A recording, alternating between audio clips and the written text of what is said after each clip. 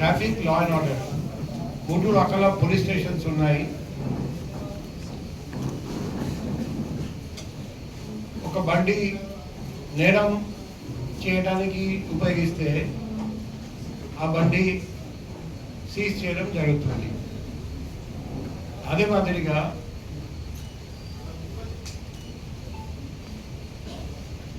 ఆ బండి ఎక్కడైనా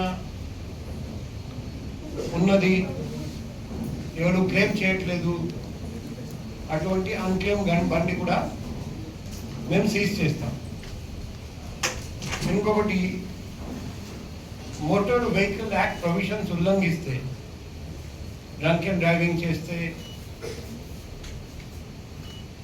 వేరే నేరాలు తరచుగా చేస్తే బండి సీజ్ చేయాల్సి వస్తుంది. అదే మాదిరిగా యాక్సిడెంట్ చేస్తే కూడా బండి సీజ్ చేయాల్సి వస్తుంది.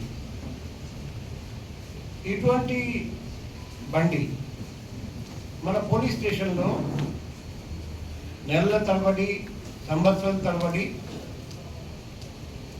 ఉండడం వల్ల ఇవన్నీ వెహికల్స్ పాడైపోతాయి. వర్షంలో తడిసి, ఎండలో. అదే మాదిరిగా అప్పుడప్పుడు దొంగతనాలు జరుగుతాయి. ఒక 10 సంవత్సరాల తర్వాత, 5 సంవత్సరాల తర్వాత, 2 సంవత్సరాల తర్వాత అది స్క్రాప్ మ్యాటర్గా మారిపోతుంది. అందులో కొన్ని విలువైన 2 వీలర్స్, 4 వీలర్స్ కూడా ఇలాగే మారిపోతాయి. అది కాకుండా పోలీస్ స్టేషన్ ప్రిమైసెస్లో ఇవన్నీ వెహికల్స్ ఉండడం వల్ల పరిశుభ్రత పూర్తిగా దెబ్బతింటుంది. పోలీస్ స్టేషన్ మెయింటెనెన్స్ కూడా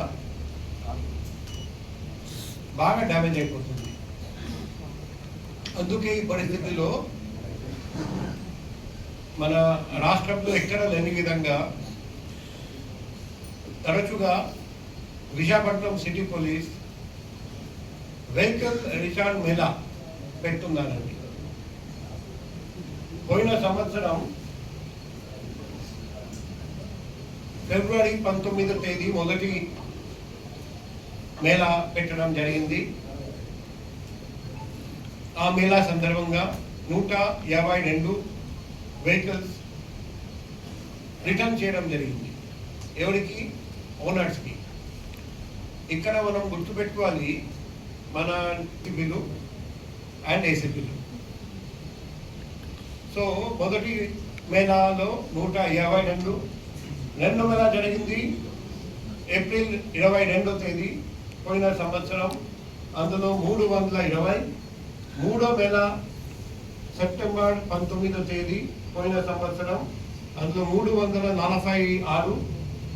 నాలుగో మేళా జరిగింది లాస్ట్ ఇయర్ డిసెంబర్ 31వ తేదీ 381.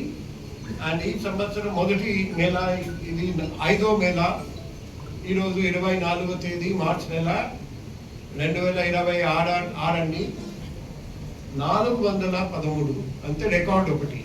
సో ఈ రికార్డ్ సృష్టించిన డీసీపీస్, ఏడీసీపీస్, ఏసీపీస్ అండ్ చాలా కష్టపడిన ఆల్ ఎస్హెచ్ఓస్ అండ్ మన ఇన్స్పెక్టర్ పీసీఆర్ ఆయన సిబ్బంది అందరికీ, వాళ్ళ సిబ్బంది అందరికీ నేను సభాముఖంగా అభినందనలు తెలియజేస్తున్నా. ఇప్పుడు మనం గ్రౌండ్కి వెళ్ళి వాళ్లకు ఇండివిజువల్గా వెహికల్ అప్పచెప్పడం జరుగుతుంది. సార్, నాది కొత్త వలస అండి. నేను ఆటో డ్రైవర్ని. నేను బాగోలేక, ఒంట్లో బాగోలేక డ్రైవర్కి ఇచ్చాను సార్. ఒక ట్రిప్ వెళ్ళి వస్తాను, ఏదైనా పేరెంట్కి చెప్పు, మనం 6 రోజులు పెట్టి పని లేదనగానే ఇస్తే ఆ డ్రైవర్ ఏం చేసాడంటే, సరే అయితే వెళ్ళు, నాకు కూడా బాగోలేదు కదా ట్రిప్ పంపించాను సార్. ఇంకా 4 మనుషులు ఉంటే వేరం కట్టి 300 కొత్త వలస. అతను ఏం చేసాడంటే, కిరాయి డబ్బులు తీసుకుని వచ్చి, అమ్మ నాకు ఇవ్వలేదు కదా, అక్కడ తీసుకుని డబ్బులు ఇచ్చి అంటే అతను ఈ వైజాగ్లో వచ్చి అందులో 100 తీసుకుని క్వార్టర్ తాగేసి దొరికేశారు సార్. మరి సిపి గారి దయ వల్ల నాకు ఈరోజు బండి రాదనుకొని చాలా బాధపడుతున్నాను. 3 రోజులు అవుతుంది బండి వచ్చేసి. అయితే మాకు చాలా చింతగా ఉంది, ఎందుకంటే మా బతుకంతా దీని మీద ఉంది సార్. అందు గురించి మరి సిపి గారి దయ వల్ల మరి ఇక్కడ బండి ఎక్కిస్తున్నారు కాబట్టి ఇప్పించిన కమిషనర్ గారికి మీకు మీ బృందానికి కూడా నా హృదయపూర్వక ధన్యవాదాలు చెప్తాను. నా పేరు స్వాతి అండి. నేను వాల్తేరు రైతు బస్ అయితే నా బండి పార్క్ చేసి లోపలికి వెళ్ళి ఒక అరగంట వ్యవధిలో వెనక్కి వచ్చేసరికి నా బండి అక్కడ లేదండి.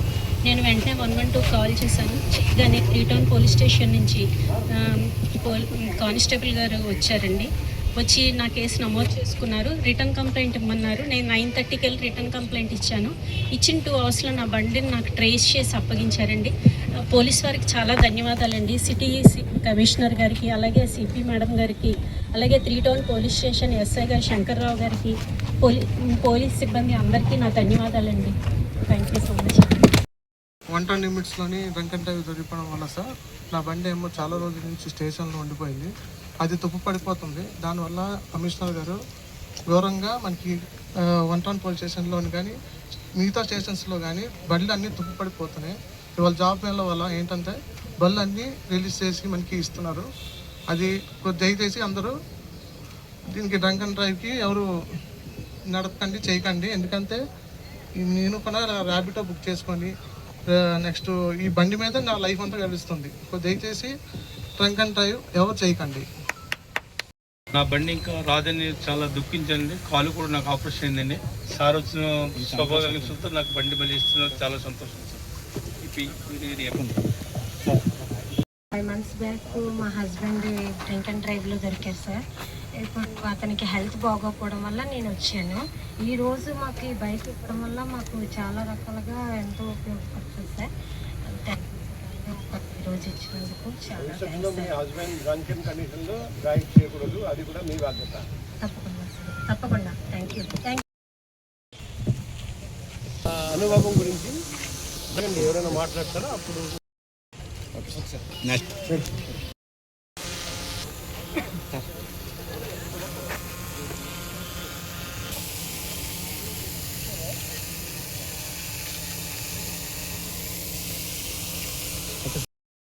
లైసెన్స్ అడిగారు.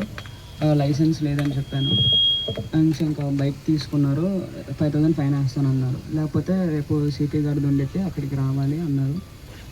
సరే అన్నాము. ఇంకా వాళ్ళే వచ్చి దగ్గర ఉండి లైసెన్స్ అప్లై చేయించారు. లైసెన్స్ ఇంకా ఇప్పుడు బండి తీసుకెళ్తాను ఫైన్ లేకుండా.